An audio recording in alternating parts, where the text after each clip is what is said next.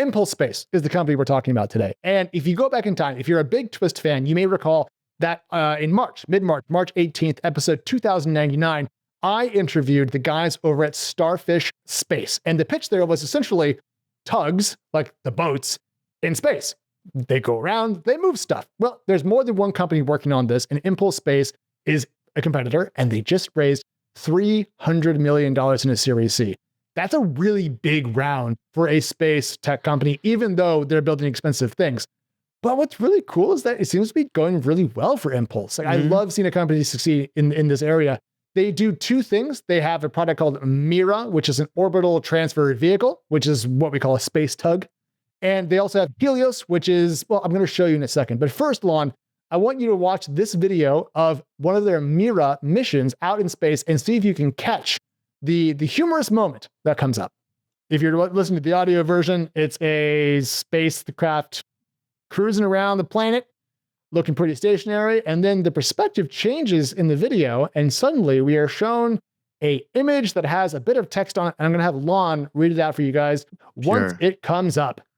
How is my orbital maneuvering go to Impulse Space? Like one of those "How's my driving" bumper stickers. Yes. Yes, but on a satellite, which I think is just incredibly cool and cheeky and fun of them. They've done 2 Mira missions. Helios is going to come next year in 2026. It's essentially just an engine that takes you up from lower orbit to a higher orbit. Sure. But the company claims 30 signed contracts worth $200 million for their space logistics company, Lon. Apart from your Luddite-ism about going to space, I'm curious what you think about our fine friends over at Impulse. Oh, I think this idea is great and has nothing to do with me going to space, so I'm all for it. I mean, I think that to me, what's interesting is only a few years ago, we were reading all of this panic stuff about space debris. There was all this we're just launching stuff up there, and then we've got no way to deal with it. It just sits there in orbit, and one day it could fall to Earth and kill us all.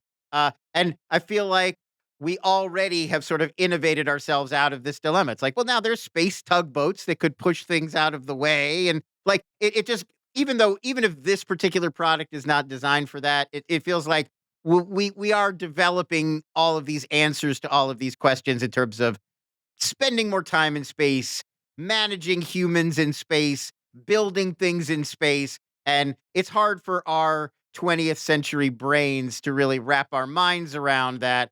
But a lot of very smart people are already figuring out what you called space logistics, which I think is sort of this exciting new idea that we actually do have the capacity now to move things around independently in space and operate there like we belong there more than, we used to.